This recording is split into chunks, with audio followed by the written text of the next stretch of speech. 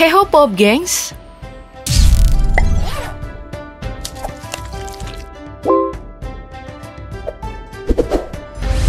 Kalian pernah dengar suku Salar? Ini adalah salah satu suku minoritas yang menganut agama Islam selain suku Hui dan Uighur. Aku tertarik membahasnya karena ada banyak hal unik dari cara mereka bisa sampai ke Cina dan bagaimana mereka bisa bertahan di tengah isu diskriminasi agama di Cina.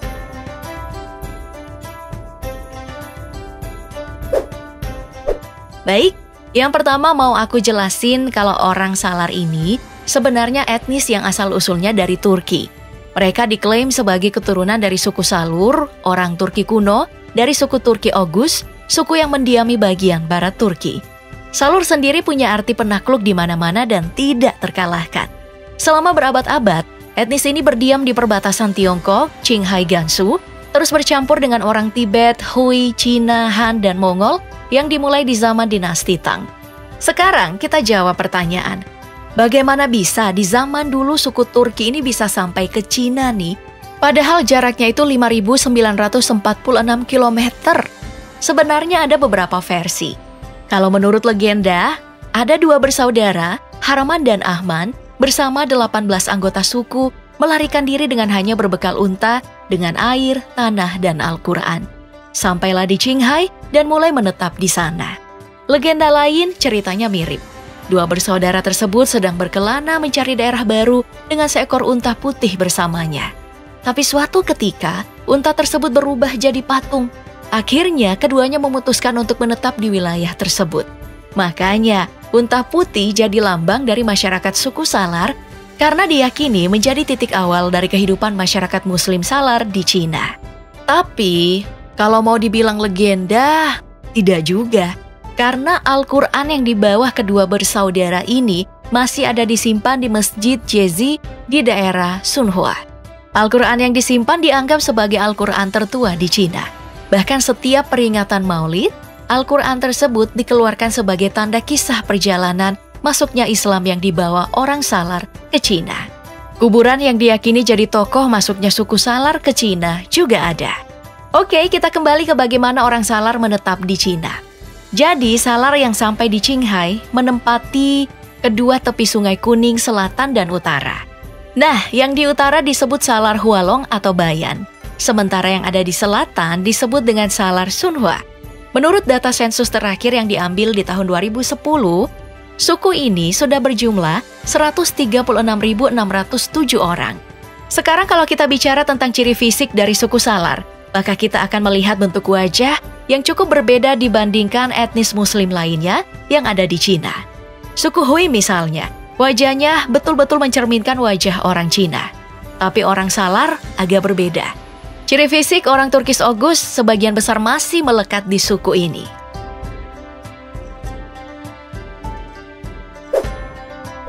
Alasannya karena tradisi pernikahan mereka.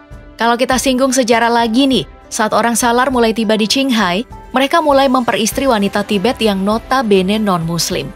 Orang Tibet setuju-setuju saja membiarkan wanita Tibet menikah dengan pria Salar setelah mengajukan beberapa tuntutan supaya agama dan budaya bisa terakomodasi. Kesepakatannya itu, pengaruh budaya Cina harus tetap melekat dalam suku Salar selama tidak dilarang Islam. Makanya, arsitektur rumah orang Salar kalau kita lihat masih kental dengan budaya Cina. Oke, jadi bisa dibilang kayak gini nih. Wanita Tibet adalah istri asli orang Salar pertama yang tiba di Cina.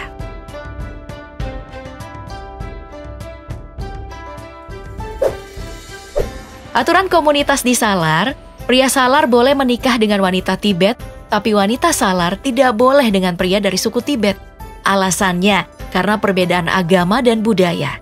Karena aturan pernikahan yang memperbolehkan pria Salar menikah dengan orang di luar Salar, persoalan etnis di Salar sangat bercampur. Tapi ada yang menarik.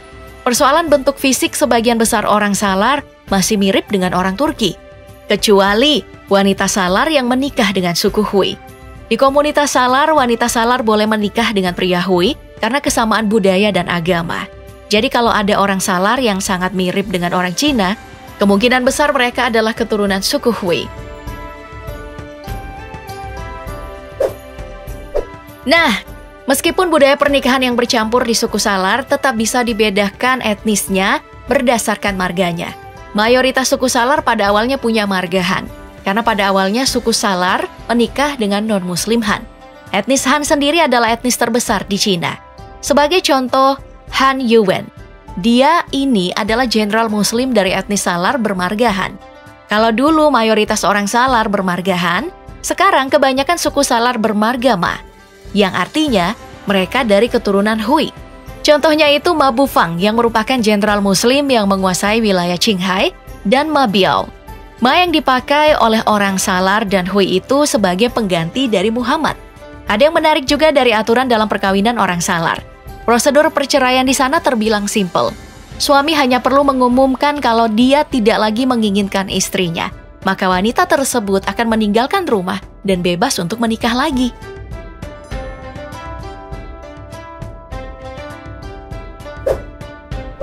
Soal pakaian, suku Salar mirip dengan suku Hui.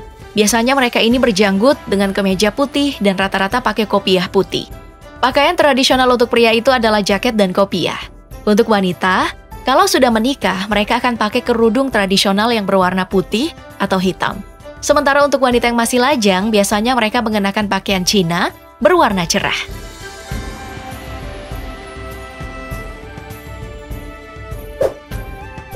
Musik untuk orang Salar juga bagian yang tidak terpisahkan. Gaya bernyanyi yang disebut Hua-er dipakai bersama di antara suku Han, Hui, Salar, dan Tibet. Mereka juga punya alat musik yang disebut dengan Kuswan. Ini adalah alat musik gesek yang dibuat dari perak atau tembaga.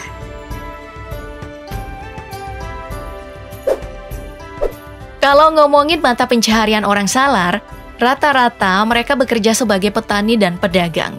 Mereka ini mempraktikkan pertanian hortikultura, beberapa juga beternak dan industri kayu lokal.